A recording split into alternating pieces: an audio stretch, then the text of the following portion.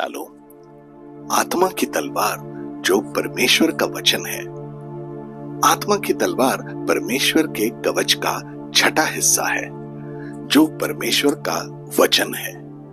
एक बार फिर हम रोमी सैनिक की कल्पना करते हैं जैसा कि पौलुस ने किया था। सैनिक के लिए तलवार आक्रमण और बचाव दोनों का हथियार है, लेकिन आत्मा की तलवार कैसे हो सकता है? यह परमेश्वर के आध्यात्मिक कवच का एक आध्यात्मिक तलवार है। इस मामले में यह पवित्र आत्मा से जुड़ा हुआ एक हथियार है। तलवार की तुलना परमेश्वर के वचन से कैसे की जा सकती है?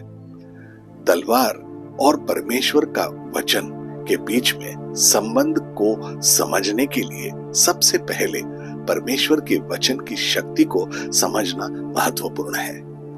इब्रानी का 4 अध्याय उसका 12वां पद, क्योंकि परमेश्वर का वचन जीवित और प्रबल और हर एक 2-धारी तलवार से भी बहुत चौका है और जीव और आत्मा को और गांठ-गांठ और गूदे-गूदे को अलग करके वार पार छेड़ता है और मन के भावनाओं को और विचारों को जांचता है।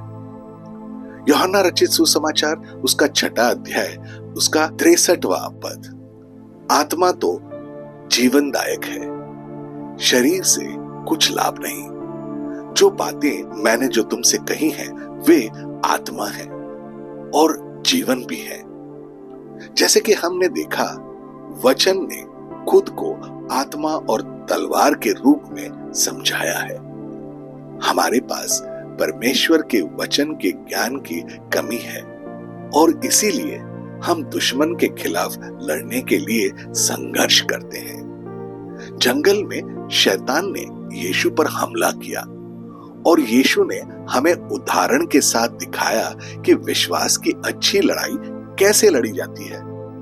हम परमेश्वर के वचन में विश्वास करते हैं। शैतान के हर हमले के लिए यीशु ने 3 बार शास्त्रों का उपयोग करते हुए कहा, यह लिखा है, और शैतान वहां से भाग गया। इस घटना से एक और बात यह स्पष्ट हो जाती है कि तलवार आक्रमण और बचाव का हथियार क्यों है। शैतान भी शास्त्रों को तोड़ मरोड़ के इस्तेमाल करने की कोशिश कर रहा है। जिस तरह से आज कई झूठे शिक्षक वचन तोड़ मरोड़ कर पेश करते हैं, लेकिन यीशु ने शास्त्रों के माध्यम से उत्तर दिया। हमें इसका संदर्भ मत्ती रचित सुसमाचार उसके 4 अध्याय उसके 1 से 11वें पद में मिल सकता है। भविष्यद्वक्ता होशे ने अपनी पुस्तक में 4 अध्याय उसके 6 पद में परमेश्वर के तरफ से बोलते हुए कहा, मेरे ज्ञान के न होने से मेरी प्रजा का नाश हो गई। यहाँ ज्ञान का अर्थ है परमेश्वर के वचन। परमेश्वर के वचन के माध्यम से हम सही और गलत के बीच में अंतर कर सकते हैं। परिणाम स्वरूप हम पाप मुक्त जीवन जीने का प्रयास कर सकते हैं।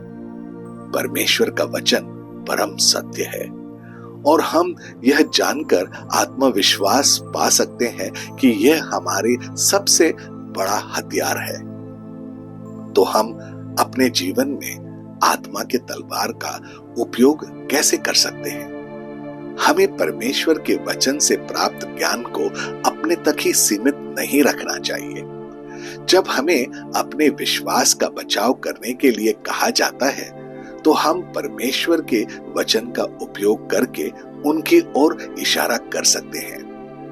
प्रचारक और लेखक A.W. टॉजर अपने एक अंग्रेजी पुस्तक I Talk Back to the Devil में कहते हैं, लेकिन जैसे जैसे हम मसीह में परिपक्वता की ओर बढ़ते हैं, हम उस महान विरोधी के साथ युद्ध में शामिल होने के लिए बड़ी ताकत से भरे जाते हैं। हम शैतान के सामने खड़े हो सकते हैं और चिल्ला सकते हैं, मैं परमेश्वर का बच्चा हूं, मैं इसे और बर्दाश्त नहीं करूंगा। और मैं आपको याद दिलाता हूं कि मुझे जो क्षमा और शुद्धि मिली है वह यीशु मसीह से आई है।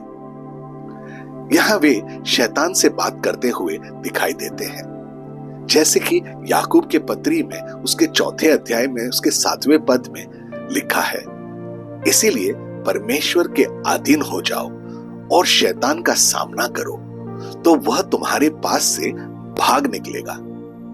हमने ये देखा कि यीशु ने ऐसा किया। क्या हम आज खुद को परमेश्वर के वचन के अधीन करेंगे जो आत्मा की तलवार है, और क्या हम शैतान का विरोध करेंगे?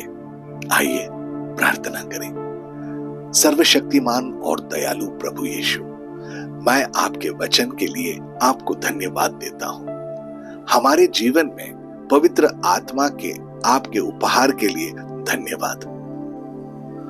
आपने हमें अनाथ न छोड़ने का अपना वादा निभाया। हम उस लड़ाई को समझते हैं और पहचानते हैं जिसमें हम अभी शामिल हैं। आपने हमें जो परमेश्वर का पूरा कवच दिया है उसके लिए आपका धन्यवाद। आज जब हम आत्मा की तलवार उठाते हैं जो आपका वचन है, हमारी मदद करें और हमें दुश्मन की हर साजिश के खिलाफ आपके वचन को कुशलता से इस्तेमाल करने के लिए अंतर्दृष्टि, बुद्धि और प्रकाशन दें। हमारे जीवन में आपके वचन के लिए हमें भूख देने के लिए आपका धन्यवाद। हमारा मानना है कि इसमें दुश्मन के हर हमले को हराने की शक्ति है। प्रभु यीशु, आज और हर दिन हमारी लड़ाई जीतने के लिए हमें जो कुछ भी चाहिए उसे हमें भर देने के लिए आपका धन्यवाद।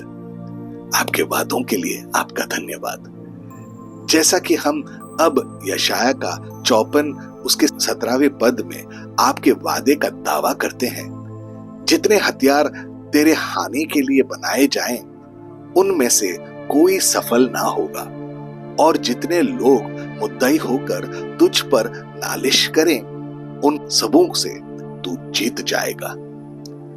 यह प्रार्थना हम यीशु के शक्तिशाली और अद्भुत नाम में करते हैं। आमीन और आमीन। अपने दिन की शुरुआत प्रभु यीशु से करें। सब्सक्राइब कीजिए, नोटिफिकेशंस ऑन रखिए और ये दैनिक भक्ति आपको रोज मिलेगी। धन्यवाद।